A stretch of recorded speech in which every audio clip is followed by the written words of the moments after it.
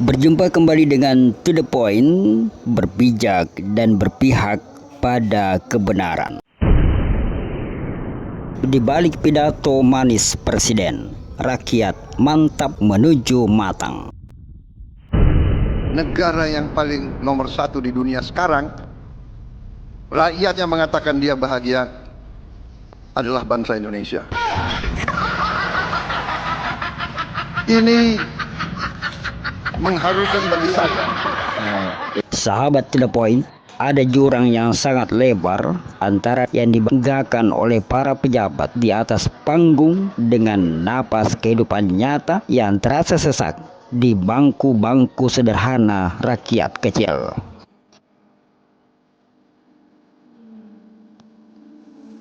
Kita mendengar klaim manis pemerintah bahwa ekonomi tumbuh di atas 5%. Rakyat dikatakan paling bahagia di dunia. Namun ketika kita turun berkeliling menyapa warga dan duduk bersama mereka di tempat sederhana, kenyataannya sungguh jauh berbeda. Kalau dulu rakyat kita masih bertahan dengan mantap atau makan tabungan, memakan sisa tabungan hasil keringat masa lalu, maka kini masa itu telah berlalu. Kita sampai pada satu titik getir menyaksikan rakyat tidak lagi memakan tabungan, melainkan matang atau memakan utang. Mereka berutang sekedar untuk kebutuhan paling dasar, memberi makan anak istri, membeli obat-obatan, atau sekedar menyambung hidup hari ini tanpa tahu bagaimana membayar utang itu esok hari. 45 juta orang bergantung pada pinjol, dan ini data dari OJK Januari 2026. 53% pekerja di bawah UMP. Rakyat menjadi korban utang dan jumlahnya semakin lama semakin banyak.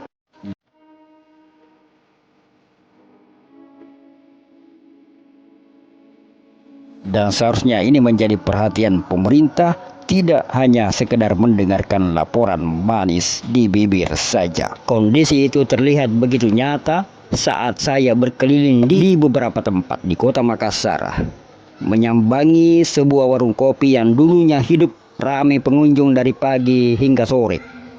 Kini suasananya hening seharian. Pemiliknya seorang ibu tua yang berjuang sendirian menghidupi anak cucu setelah suami telah tiada.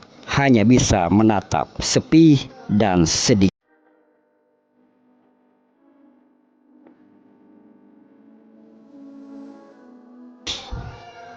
Ketika saya dan teman-teman mampir untuk duduk ngopi di sana, mata sang ibu berbinar haru. Serasa ada embun yang turun di pagi hari. Ada harapan, ada pemasukan untuk menyambung nyawa keluarganya.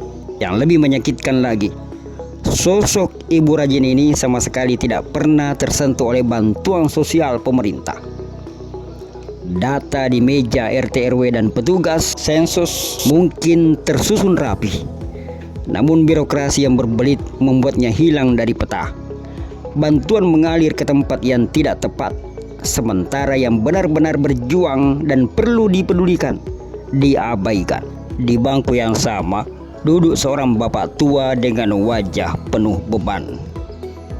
Ceritanya menggambarkan jeratan yang tidak berujung. Hidup dari utang ke utang.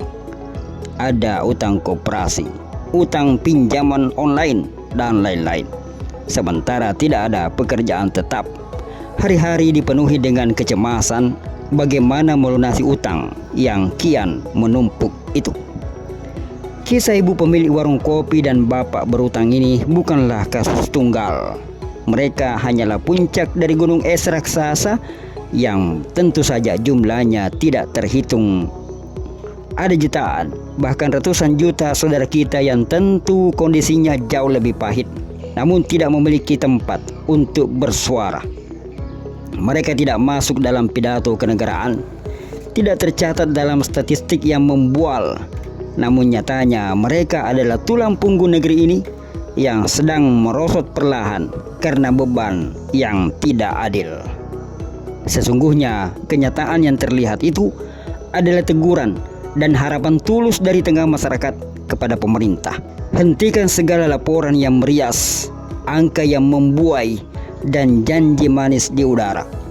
Untukmu para pemimpin bangsa, turunlah ke lapangan dan lihat dengan mata kepala sendiri.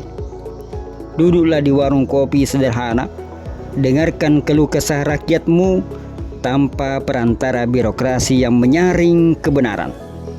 Lihatlah bagaimana harga kebutuhan sehari-hari mencekik daya beli. Bagaimana usaha kecil mati perlahan karena sepi pembeli. Bagaimana bantuan yang disiapkan untuk rakyat justru salah sasaran. Dan bagaimana jeratan utang menjadi penjara bagi mereka yang tak punya pekerjaan layak. Pertumbuhan ekonomi tidak berarti apa-apa jika hanya dinikmati segelintir orang. Kebahagiaan tidak bisa dipaksakan dengan kata-kata manis ketika perut rakyat masih lapar dan masa depan mereka terancam tagihan yang menumpuk. Negara harus hadir untuk melindungi dan mengangkat yang lemah, bukan membiarkan mereka tenggelam dalam laporan palsu. Semoga catatan ini menjadi cermin agar kita semua, terutama yang memegang kendali negeri ini, terbangun dan benar-benar bekerja mengembalikan harapan, keadilan, dan kesejahteraan yang sejati bagi seluruh rakyat Indonesia. Merdeka!